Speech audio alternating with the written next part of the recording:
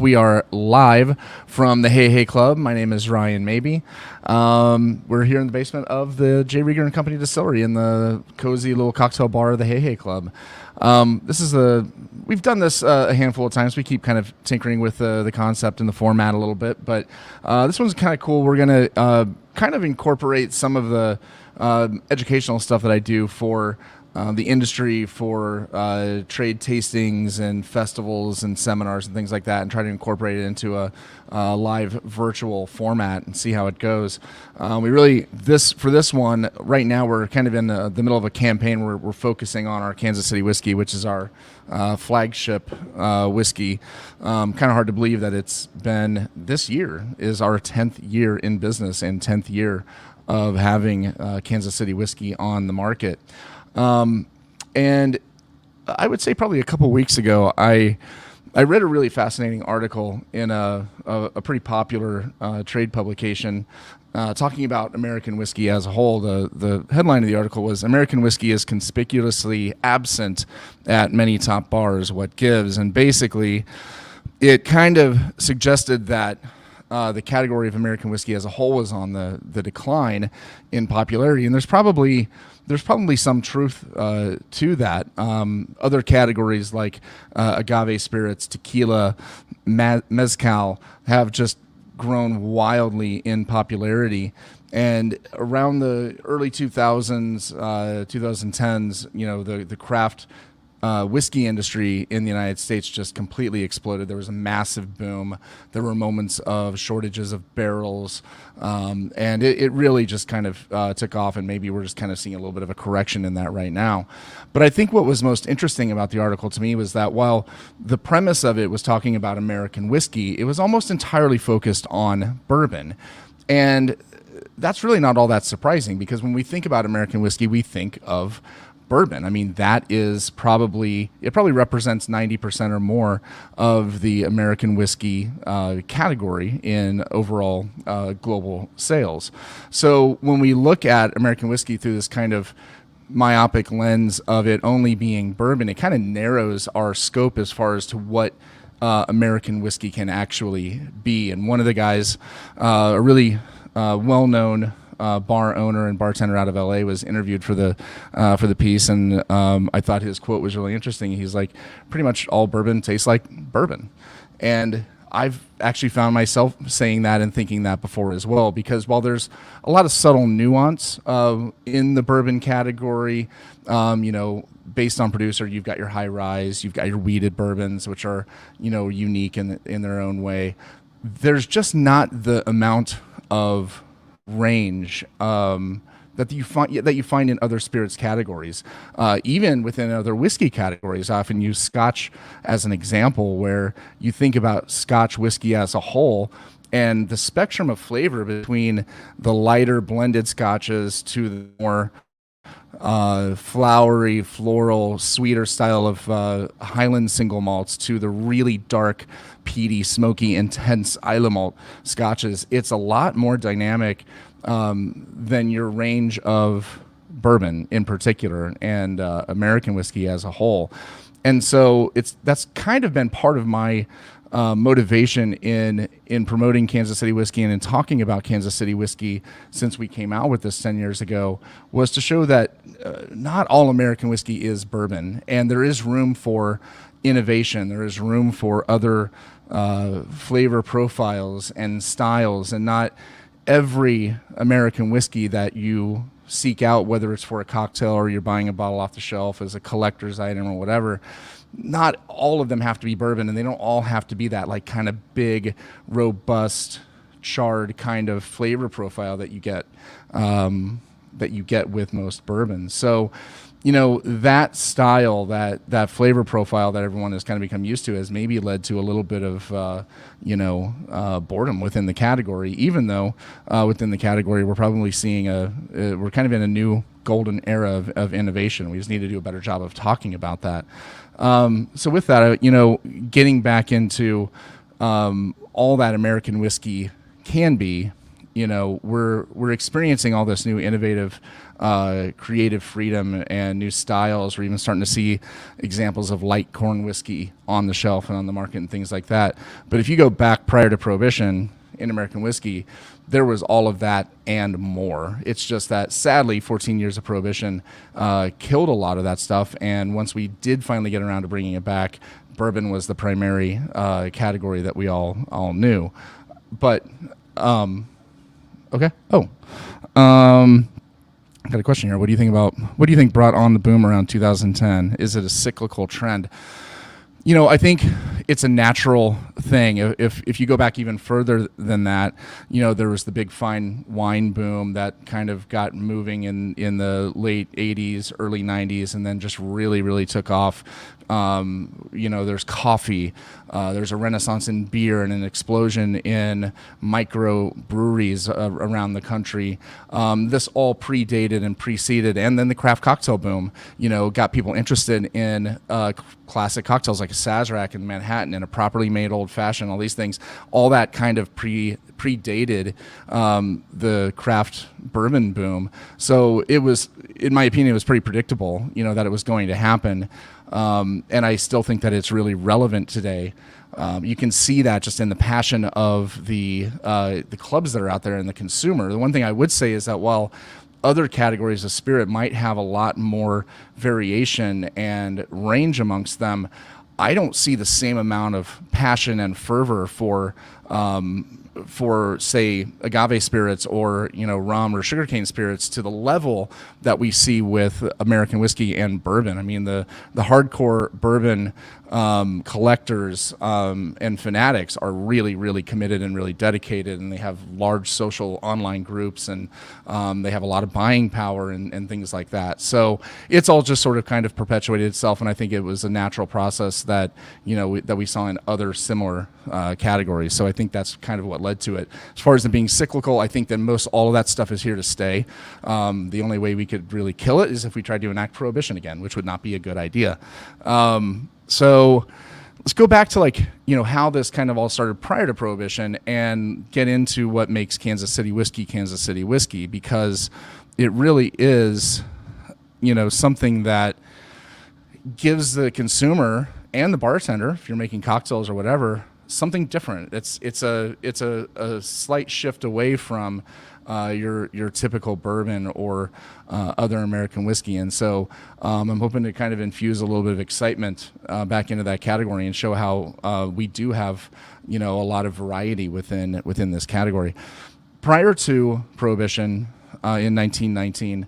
It's believed that roughly 80 to 85% of our of American whiskey production was known as rectified whiskey. It was a very, very common thing that was done that was kind of lost. And now it is back and people are doing it. The word rectify just means to correct or to change or to put something right, essentially. That kind of showed itself in a number of different ways at the time. There's really four different common ways of rectification.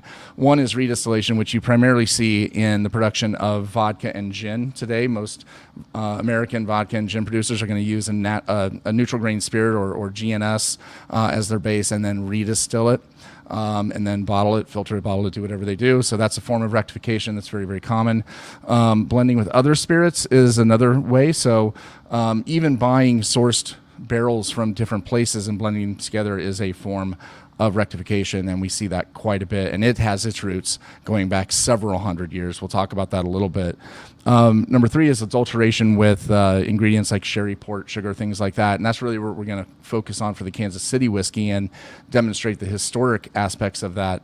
And then number four is barrel finishing.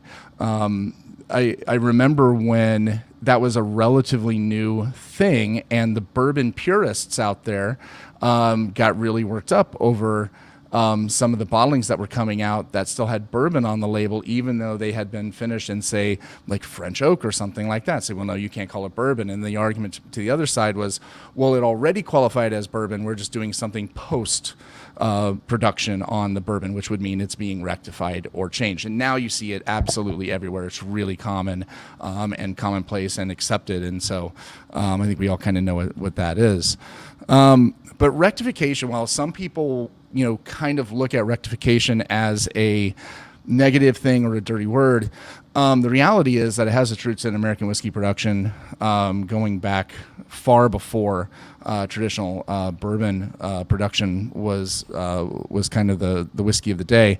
Some of these guys that were known for back then, JTS Brown, Bernheim was actually one of the guys that really led the charge for the Bottled in Bond Act, which helped fix a lot of the problems that we were experiencing in American whiskey production, and with some really, ugly ways of rectification back then. Bernheim was one of the champions of that, even though he himself was a rectifier.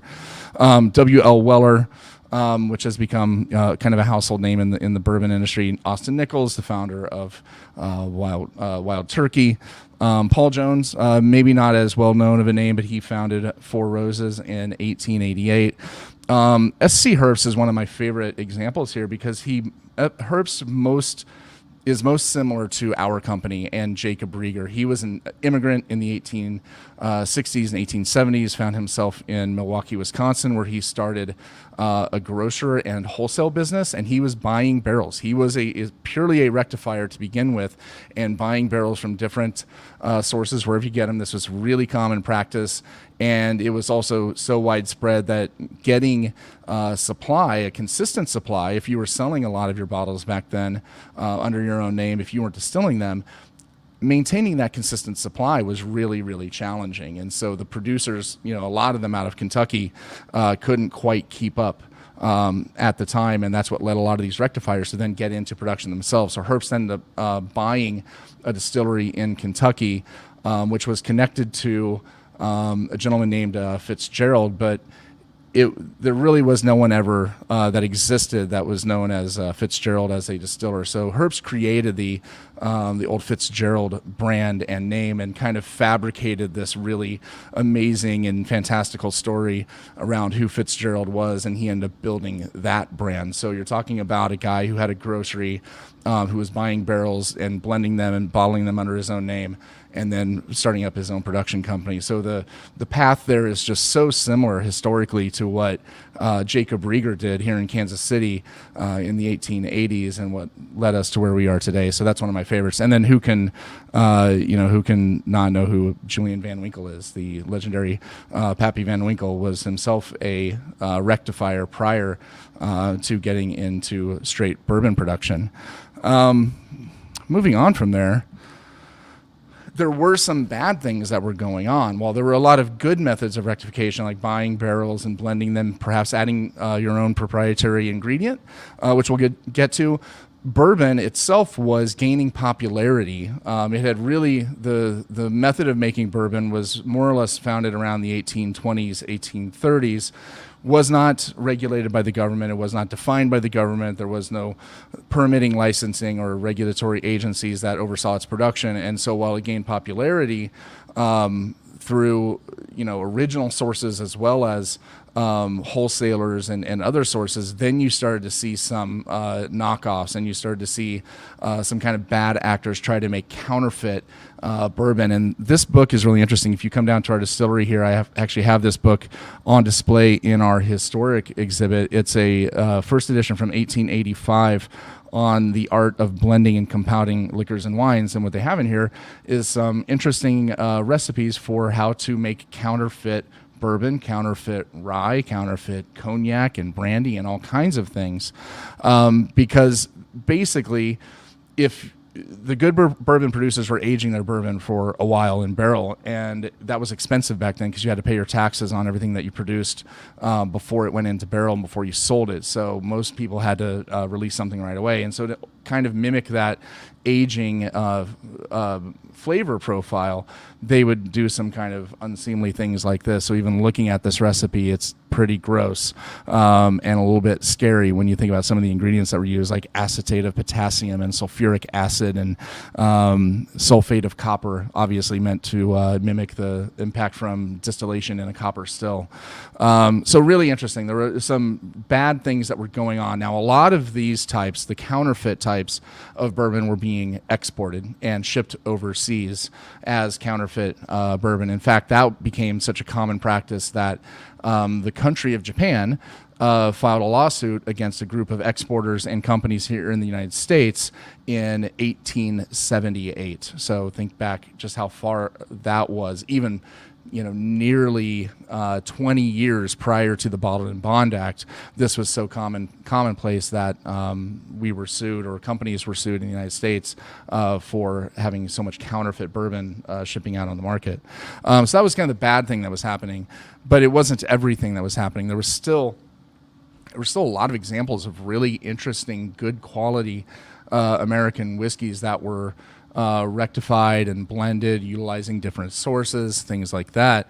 And that's really what interested me personally in how to bring back J. Rieger and Company. When I first met Andy in 2010, and the idea of resurrecting this wonderful brand in Kansas City that had been around for that was founded in 1887 and died with Prohibition, the idea of bringing that back, was not only really exciting, it was also really daunting. And we were the largest wholesale mail order whiskey house in the United States. We're a huge, huge company. And I personally felt a lot of pressure, like we've got to come up with a really good product, and that's hard to do, and this was right in the height of that craft whiskey boom of the early 2010s. This was around 2011 and 12 when we were working on this, and getting barrels and figuring out how to build a distillery and make good whiskey that you can't even sell for 4 or 5 years was really quite a challenge. The only solution for us was to take that path of making a rectified whiskey. So starting with something that was sourced, buying barrels of whiskey that were finished, that were good quality from other producers, and then formulating our own proprietary blend. And that's exactly what we did. We had kind of a... I don't know how to describe it, maybe a secret weapon kind of in our back pocket, and Dave Pickerel. So up on the screen there, that's Dave Pickerel on the left, and that's me on the right. Pick was a legend in the industry. He was the master distiller for Maker's Mark for 14 years, and then left Maker's Mark in 2009 to start his own consulting company, where he helped found brands like Whistle Pig and Nelson Greenbrier and St. Augustine. He resurrected the Mount Vernon distillery, utilizing stills that were designed exactly to the same specifications that George Washington had. So a real legend in the industry, and today he's kind of known as the Johnny Appleseed of the modern craft whiskey movement. I had met Pick a couple years prior to that. We were friends, and he was really, if you're going to start a whiskey distillery around this time, like, you got to talk to this guy. And so we brought Pick on early on to help us with every aspect of starting up the business, building the distillery, finding sourced barrels. That picture is actually he and I down in Indiana at MGPI with our first lot of barrels that we purchased back in 2013. We bought 40 barrels of light corn whiskey. That was our first purchase, and that was quite an exciting moment. So we started with this light corn whiskey, right? That was our base, and I really loved it. I thought it was really, really good quality. But it wasn't even a category that I was very familiar with, even being in the industry, and certainly not something that you were used to seeing on shelves. So we knew we were going to do a blend. So we sourced some rye from the same place that he used for Whistle Pig. So we got some really beautiful 100% rye from Alberta, Canada, that we blended in. And over the course of the next year or so, we started, putting together our blend of what Rieger whiskey was going to be. I went down to New Orleans in July of 2013 to meet with Pick with a blend that I had made here in Kansas City with Andy, and just to get his thoughts. And we met at the Carousel Bar at the Hotel Monteleone. If you ever go to New Orleans, it's something that should not be missed. Go to the Carousel Bar at the Hotel Monteleone. It's beautiful. But we sat there at the bar, and I had it in a flask and poured a little taste for he and I. We sat there and sipped on the whiskey, and we talked about it, and it was really good. We had it proofed to where I think we wanted it, but he could tell that I was a little bit hesitant. He's like, "So what is it?" And I'm like, "I don't know. I just don't feel like it's ready yet." And it's just one of the hardest things to do, even today when we're coming up with new products or formulating new blends. It's the hardest thing to get to that point where you say, you say that's it, it's done, it's ready. And so as we were talking about this, he was like, what do you think it's missing? And I said, I don't know. It just needs a little bit more depth, a little bit more mid-palate, maybe a little bit more richness and a extra layer of flavor. And so he goes to this law from the Beverage Alcohol Manual from the TTB. So all these laws were written right around 1934 when Prohibition was first repealed, and has been added on to since then. But this law itself, I'm going to see if I can blow it up a little bit bigger here so you can read it. This shows you that it was really common back then to add sherry to American whiskey. It talks about harmless coloring and flavoring and blending. And so this was obviously in response to some of the bad things that were happening prior to Prohibition with counterfeit bourbon and some of those nasty ingredients. This is showcasing how you can use harmless ingredients to add flavor, add color, all these different things. But what I thought was most interesting to it was that it said utilizing blending sherry is added as long as it does not exceed 2.5%. Now, this is stated specifically in the law, and it says through established trade practice. And I couldn't get past those four little words of through established trade practice, because being written in 1934, you're coming off of 15 years of Prohibition nearly, where it was illegal to manufacture, sell, and distribute alcohol. So when was it established? It must have been established before then, which kind of caused me to explore where could this have come from? Because I loved sherry. I was already into sherry. I already used sherry in cocktails, and I'm like, this is really, really cool if we could incorporate sherry into our whiskey. And so I started kind of going down this rabbit hole. Found quite a bit of evidence of the popularity of using sherry in American whiskey as a rectifier, as a common ingredient. This ad right here is from 1903. And it was in a trade publication back then. Gonzalez Bayas and Company is one of the largest sherry producers in the world, still to this day, in Jerez de la Frontera in Spain.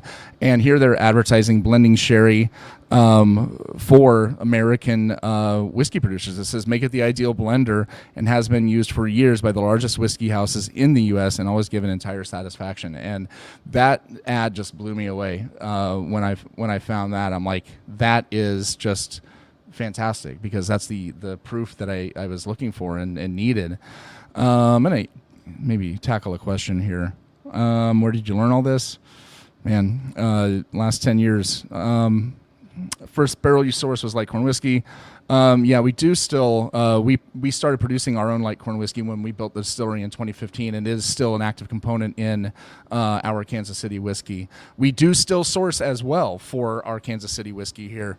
We still have contracts with MGPI and purchase barrels for that, so that we can maintain consistency, one, and meet demand, two, because we're producing our own whiskey. We have been since 2015, but we want to release others. We've released our own bottled and bond straight bourbon, that's 100% ours, bottled and bond straight rye, that's 100% ours, so on and so forth.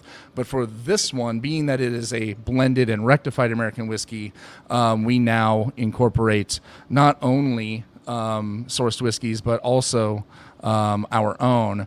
So here are the actual details of what we have in our Kansas City whiskey. So it is a blend of three whiskeys. It's the light corn whiskey, it is straight bourbon, and it is straight rye. And you'll notice on there they even have the source. So for both of those, for all three of those actually, the bourbon, the rye, and the light corn, we're still sourcing from MGPI in Canada, as well as producing all three of them here in Kansas City. And so now we actually have 6 different whiskeys that we're blending into this bottle to give it that profile of what makes it really unique.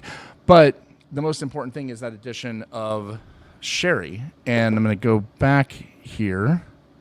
That's one. This is really, in my opinion, the most important ingredient. I mean, this is what makes it unique. This is what makes it Kansas City whiskey. I went to Jerez, to Spain, as soon as Dave shared that old law with me, and I got excited about doing this and sourced this sherry. We add only 2% of it to the final blend. It only constitutes 2% of the total volume of our Kansas City whiskey, but it adds such a unique and special flavor profile. Sherry is a complex and complicated category of of wine. It's fortified wine from Spain. It can only be produced in this small area in the southwesternmost point of Spain called Jerez de la Frontera. It is right on the coast. It's only about 10 kilometers from Morocco. It's very hot. It's very humid. Most of the cellars are underground. And the sherries age there in those cellars in their casks for decades at a time. And so it's got this combination of like sweet and savory. It's really, really fascinating. This one in particular that we use is Dry Sack, which is made by Williams and Humbert, one of the larger and more respectable sherry producers there. They've been around for a long time, and they're wonderful partners. And I just really love this sherry. I mean, I drink it by itself. And even at just 2% added to our whiskey is what really makes it unique. I will often give an expanded version of this seminar in a live tasting format where we'll taste all of those individual components. We'll taste the light corn whiskey, we'll taste the bourbon, we'll taste the rye all by themselves, so you understand like how different they are, and then taste them blended together, really, exhibiting like the blending process that we went through to formulate this, but tasting without the sherry and then tasting the finished product with the sherry, and you really get a sense of just how much impact it actually has. It's quite remarkable. Last year, our Kansas City whiskey was... we were really proud to have it named Best American Whiskey by Fred Minnick and the Ascot Awards, which is one of the more well-known spirits competitions in the world, in that category of American whiskey, which is basically everything else that's not bourbon or rye. There were over 500 entries into it, and our Kansas City whiskey was named #1 overall Best American Whiskey, and that's something that we're still very, very proud of. I forgot about this. Talking about Spain and Jerez, in wine, you go to wine producing countries and regions all over the world, and they're almost always like, really proud of the vineyards and the tiny little microclimates and the degree of the slope and the soils, the different soils. You almost never hear about that in sherry. Most of the magic in sherry production happens in the cellar over the years. Pretty much everyone uses the same two grape varietals. You've got Pedro Jimenez and Palomino grapes are the primary grapes. But looking at this picture of the vineyard, it's only we were there for over a week, and we only went to one vineyard, and they're like, yeah, here's the vines. But the soil, look at the color of the soil. It's called Albarita soil. It's really high in calcium. It's like practically white, and it just gives this like chalky kind of minerality to the grape itself, which really lends itself to long-term aging. And so once that the grapes have been fully ripened, harvested, and fermented, you've got a higher acid content, which lends itself to longer aging in barrel, and just creating the most complex and interesting wines over time. So, sherry and the magic of sherry is that's a really in-depth subject matter we'll have to go deeper into another time, because it's quite fascinating. But that's really what's unique about our Kansas City whiskey is the fact that it is a rectified American whiskey. We're still sourcing barrels from various places and blending with our own, and then adding just a hint of this 15-year Oloroso sherry. Cool thing about this is when we first launched the brand back in 2014, we did have to get federal approval for label and all of that. And back. Nope. All right, I'm going to get this eventually. We were granted approval eventually by the TTB, but they were not even aware of that law on the books that I showed you from 1934. They did not know existed, and so we had to point out to them that we were allowed to add sherry to our whiskey, and they said, okay, well, I guess you can, but we don't have a category for it. And so at that point, since there was no categorical name, no whiskey subcategory name for the process that we were doing and the blend that we were utilizing, we were allowed to call it Kansas City whiskey as a style. And so we kind of fell backwards into creating a whole new category of American whiskey based on this historic practice that was so common well over 100 years ago. The next step for us would be to get that actually passed into law at the Missouri at the state level, and so that is hopefully something that we will see in the not too distant future. is establishing Kansas City whiskey as a legally recognized subcategory of American whiskey. And there are already a couple of other producers here in Kansas City that are producing a whiskey that is of this style. That's a Kansas City whiskey. I think I'll leave it at that. But, even though we kind of went away from bourbon production and all that, later on, we've been doing some things here for a while that are really exciting, and we're going to have some bigger news later this year. And we're going to dive more into some of the subtle nuances and different techniques and production methods that make bourbon really unique, and what makes our bourbon really unique and stand out amongst all of its competitors on the shelf and out in the market. So that's it. Let's see. I've got another question. When you were blending, was it just trial and error? Yeah, more or less. I mean, I kind of have a background as a bartender, and so I really I think I kind of lucked out a lot with training my palate over the years. Whether prior to that I was a sommelier, so learning, being taught how to taste wine and identify flavor profiles, identify flaws, and training your palate is something that's a skill that can be learned. It just takes repetition. It takes practice over and over and over.